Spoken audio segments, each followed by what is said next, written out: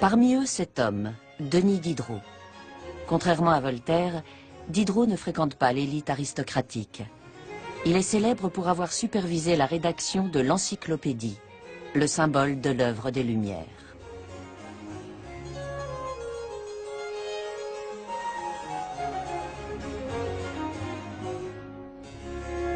Mais à peine s'est-il lancé dans ce vaste projet qu'une autre de ses œuvres est visée par la censure.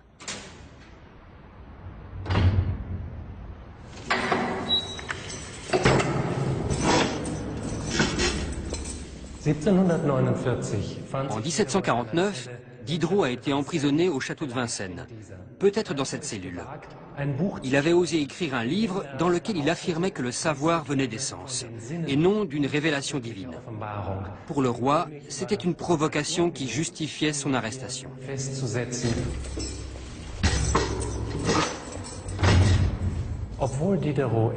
Bien que Diderot ait été incarcéré en plein été, son geôlier lui apportait chaque jour 2 bougies. Au bout de quelques jours, il a dit au geôlier qu'il pouvait les rapporter, qu'il n'en avait pas besoin, qu'il y avait assez de lumière. Mais le geôlier lui a répondu « Garde-les, tu pourrais en avoir besoin durant les longues soirées d'hiver ». C'est à ce moment-là qu'il a compris que son séjour en prison pourrait se prolonger durant des mois, des années, au bon vouloir du roi.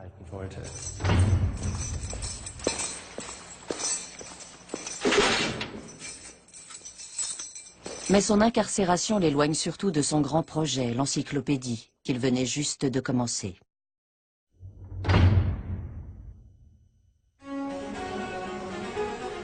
Il veut rassembler la crème des intellectuels de son époque et produire une série d'ouvrages sur la philosophie et les idées, mais aussi sur les arts et métiers, expliqués dans les moindres détails. Jusqu'à présent, personne n'a jugé utile de compiler ces connaissances pratiques. Mais Diderot et les encyclopédistes s'intéressent aux gens ordinaires, ceux que nul n'a jamais pris la peine d'écouter.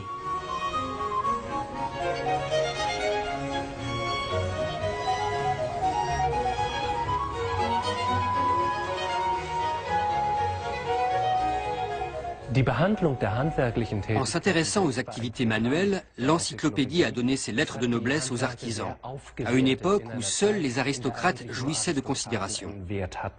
Un intérêt dû au fait que Diderot était originaire de province, de Langres en Champagne. Son père y était coutelier et forgeait des lames.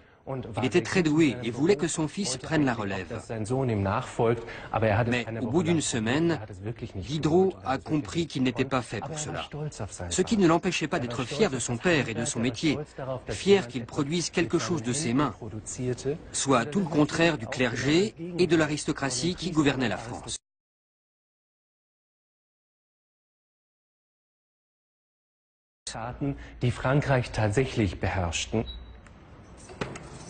La prison ne décourage pas Diderot et n'émousse pas non plus ses opinions radicales.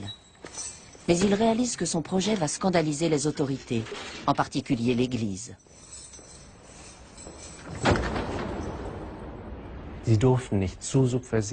Il ne fallait pas être trop subversif, car à cette époque, vos paroles pouvaient vous valoir l'emprisonnement, mais aussi la mort, de manière extrêmement barbare parfois. Au vu des enjeux, Diderot doit rivaliser d'ingéniosité pour déjouer les censeurs. Ici, par exemple, dans le système des connaissances humaines, si vous regardez bien, vous voyez que la théologie figure tout en haut. C'était évidemment pour plaire aux censeurs. Mais au chapitre de la religion succède immédiatement celui de la magie noire. Même la table des matières a un sens caché. Dans le monde de Diderot, il n'y a pas de place pour la foi en un Dieu, quel qu'il soit. Il dissimule ses attaques contre l'Église, notamment dans un système de renvoi qui, par exemple, associe Eucharistie et cannibalisme.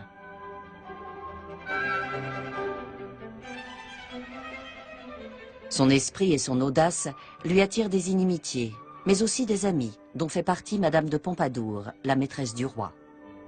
On la voit ici représentée avec un exemplaire de l'encyclopédie. Grâce à ses amis haut placés, Diderot quitte son cachot au bout de 3 mois.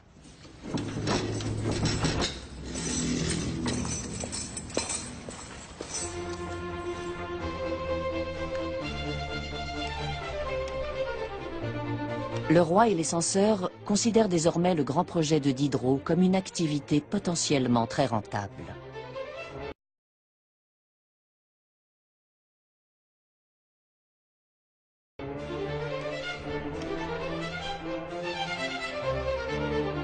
Malgré le harcèlement de l'Église, les encyclopédistes consacrent les 26 années suivantes à mettre au monde leur grande œuvre.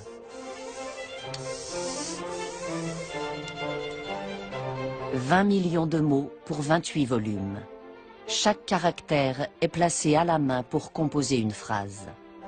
On fait appel à des centaines de typographes, de tanneurs, d'imprimeurs et de relieurs.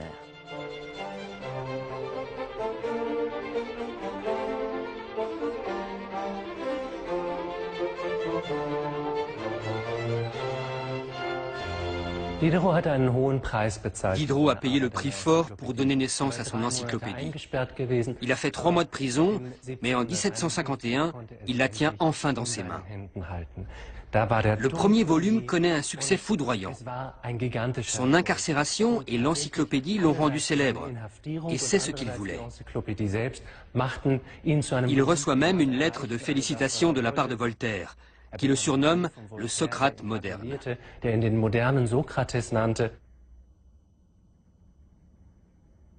L'œuvre monumentale de Diderot a rempli sa mission, apporter respect et reconnaissance aux petites gens.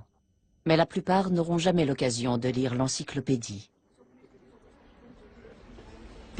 L'encyclopédie était un livre très cher. Il coûtait quelque chose comme 980 livres. Sachant qu'un artisan de l'époque gagnait au mieux 15 livres par semaine, il n'aurait jamais pu se l'offrir.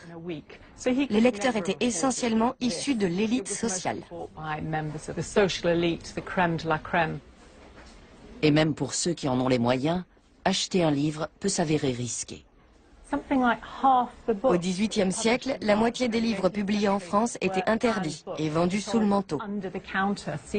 L'encyclopédie elle-même a été bannie durant plusieurs années. Mais pour citer Diderot, un livre interdit est un livre lu. Diderot constate que la polémique sert l'encyclopédie et malgré les risques, son succès dope l'industrie de l'édition. Alors que l'apprentissage de la lecture se généralise, toutes les couches sociales ont désormais accès aux idées, à l'information, au vaste monde.